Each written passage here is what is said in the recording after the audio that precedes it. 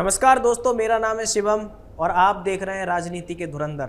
राजनीति के धुरंधर का लगातार जो एपिसोड आते हैं उनमें हम किसी न किसी राजनीति के एक बड़े धुरंधर की चर्चा करते हैं और ज़्यादातर जो हमारे जो विश्लेषक हैं बैठते हैं साथ में, जो वो कयास लगाते हैं, जो बातें बताते हैं, वो कहीं ना कहीं सच बैठती हुई आई हैं। आज मेरे सहयोगी तरुण झा मौजूद हैं, बहुत बहुत स्वागत है आपका। आज किस धुरंधर की, राजनीति के धुरंधर में आप चर्चा करना चाहेंगे? ये अपने आप एक दिलचस्प एपिसोड रहेगा जिसमें राजनीति के धुरंधर पे हम चर्चा तो करने जाए, पर धुरंधर कौन है ये तस्वीर साफ नहीं ये तस्वीर साफ नहीं। हालांकि कल सुबह तक तस्वीर पूरी तरह से साफ हो जाएगी और जो हमारे सूत्र बता रहे हैं तो उसमें सूत्रों के हवाले से अगर हम बात करें तो उसमें तस्वीर काफी हद तक साफ हो चुकी है। दरअसल राजनीति के धुरंधर के लिए दो धुरंधरों के बीच टक्कर है। दोनों धुरंधर कांग्रेस की राजनीति के बड़े मजबूत पिलर माने गए हैं। सिद्धारमैया कर्नाटक के सीएम और डिप्टी सीएम डीके शिवकुमार, डोडा लहल्ली केम्पेगौड़ा शिवकुमार। कल सुबह जो है राज्यपाल से सिद्धारमैया ने मिलने का समय मांगा है। सूत्र बता रहे हैं कल वो इस्तीफा देंगे। अच्छा। अगर कल वो इस्तीफा दे देते हैं, जैसा कि सूत्र बता रहे हैं लगभग सब कुछ तय हो चुका है, इस्तीफा दे देते हैं तो डीके शिवकुमार ही राजनीति के नए धुरंधर होंगे। एक चीज में केस वो इस्तीफा न दे तो फिर सिद्धारमैया ही मजे हुए धुरंधर माने जाएंगे, जिन्होंने 2.5 साल का जो समझौता हुआ था, जो सूत्र बताते हैं कि अभी स्पष्ट तौर पर घोषित नहीं कहा, लेकिन विशेष सूत्र बताते हैं कि 2.5 साल की बात हुई थी, लेकिन 3 साल वो खींच कर ले गए हैं और अभी भी अपनी शर्तें वो लगा रहे हैं।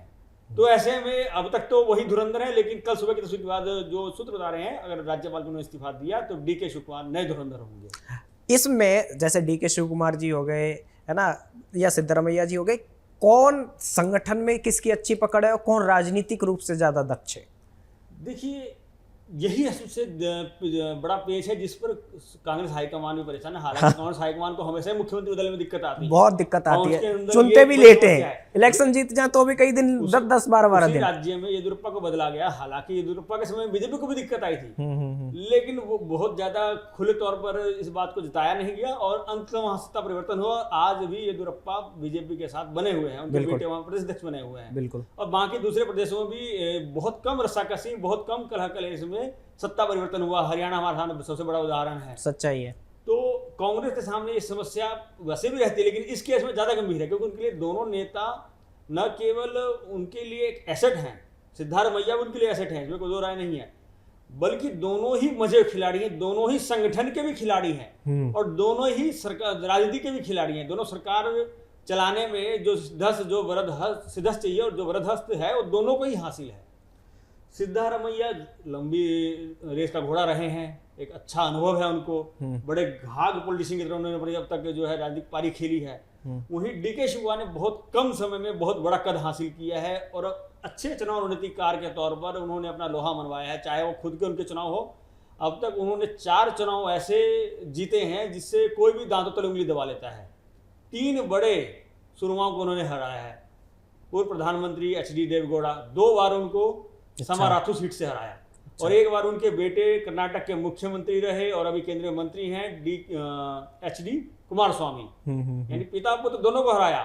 और कुमारस्वामी की पत्नी, उनकी पुत्रवधू को, 3 लोगों को, एक ही परिवार के 3 लोगों को 4 बार बड़े जायंट किलर की तरह उन्होंने हराया। एक दूसरा ध्यान होगा, गुजरात में राज्यसभा चुनाव था, अहमद पटेल की सीट थी और आधे वोट से सीट बीजेपी हार गई, कांग्रेस जीत गई। उसका पूरा श्रेय अगर दिया जाए तो डीके शिवकुमार को ही दिया जा सकता है, जिन्होंने उस पूरा क्राइसिस मैनेज किया, विधायकों को मैनेज किया और पूरी व्यवस्था इस तरह से की कि बीजेपी को वो एक बाजी ऐसी है जो बीजेपी जीते हार गई। बिल्कुल। तो ये एक बड़ा। तीसरा, कर्नाटक चुनाव में बड़ी उल्लेखनीय उनकी भूमिका रही, मुख्यमंत्री के सबसे मजबूत दावेदार थे और वहाँ भी फैसला बिल्कुल ही पॉइंट्स में तय हुआ, 51-49 की स्थिति में तय हुआ जब सिद्धा कुमार को कुर्सी दी गई और उस समय ये कंडीशन लगाकर कुर्सी दी गई, टर्म्स एंड कंडीशंस को अप्लाई कर दिया गया। तो शिव कुमार खुद इतने बड़े खिलाड़ी हैं और पूरे देश में उनको जो जाना जाता है और हरफन मौला किस्म के आदमी हैं, जहां वो एक अच्छे व्यापारी हैं, उद्योगपति हैं, व्यवसायी हैं, उनकी 840 करोड़ की घोषित संपत्ति है। अच्छा, बहुत है। और खुद व्यक्तित्व भी उनका बड़ा जो आकर्षक और प्रभावित करने वाला है। और राजनीति में जो उनके दाव पेच, उन्होंने जितने अखाड़ों में पटखनी दिया बड़े बड़े पहलवान को, पूरी बीजेपी को जो आधे वोट से उन्होंने हराने का काम किया था, इसका श्रेय उनको दिया जा सकता है। तो इस तरह के मजबूत खिलाड़ी है, इसलिए किसी की तुलना में ऊपर नीचे बताना बड़ा मुश्किल है।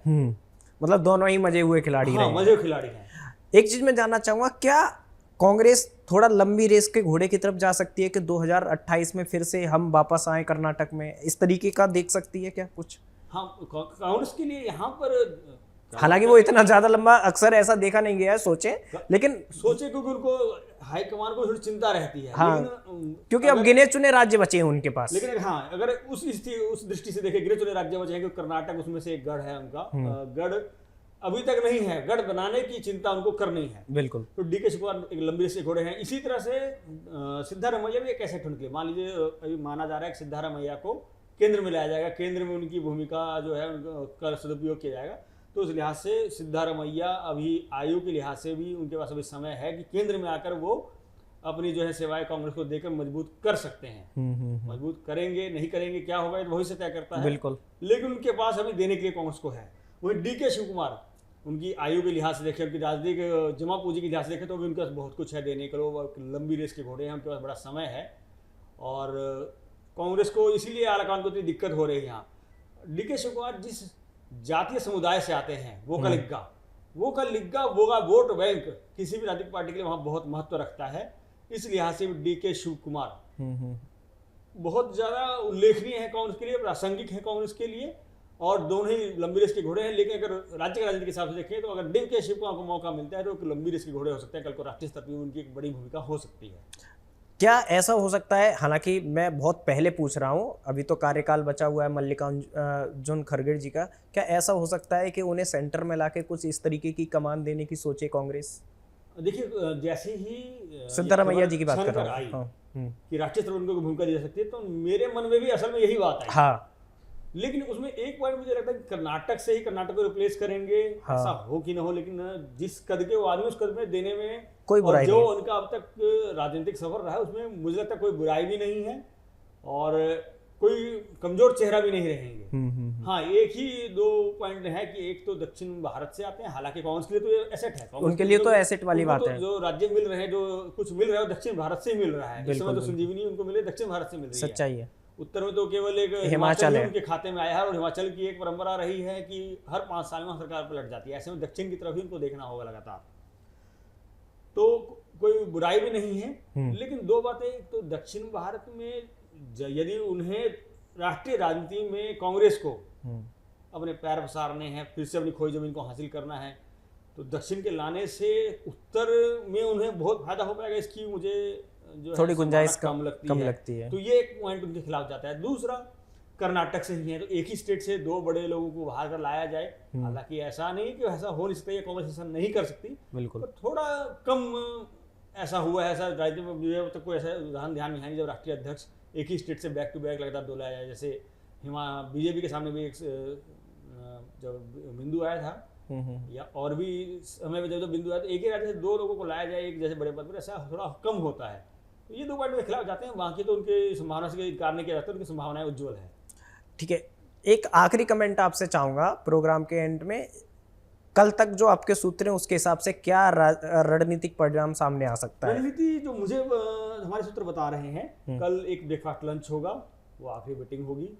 और इस्तीफा देने से पहले कैबिनेट से मीटिंग की जाती है। लंच होगा और ब्रेकफास्ट होगा। और ब्रेकफास्ट में जो है सद्भावपूर्ण तरीके से जो अब तक पता लग रहा है कि कांग्रेस भी हालाकान में बिखरा जाता है, और वो भी चाहते हैं उन्हें जो उन्होंने कुछ कंडीशंस रखी हैं उनमें से कुछ हद तक मानी गई है, राज्यसभा लाने जैसी बात पता लग रही है। उसके अलावा एक पेंच जो है जिसे मुझे लगता है कि शायद वही हल हो ही जाएगा, डिप्टी सीएम वो चाह रहे हैं एक से ज्यादा हो।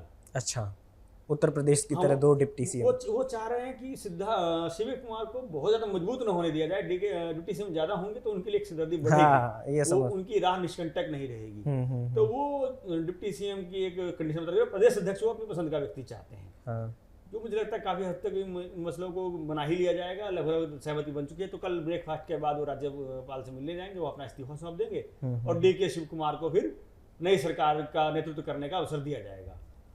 ठीक है, आपकी प्रिडिक्शन को हम लेके चलते हैं। बाकी तो अब से कुछ घंटे की बात है, तो चंद घंटों की बात है, कल सुबह तस्वीर साफ हो जाएगी। हाँ। पता लग जाएगा हमारे दर्शकों को राजनीतिक धुरंधर कौन है। बिल्कुल। और जो आपकी भी होगा ये सूत्र लगभग तय बता रहे हैं कि इन दो के बीच से ही कोई धुरंधर होगा। और दर्शकों, तरुण झा साहब की जो प्रिडिक्शन है वो कितनी सच होती है, ये कल हम आपसे मिलेंगे और उस पर चर्चा भी करेंगे।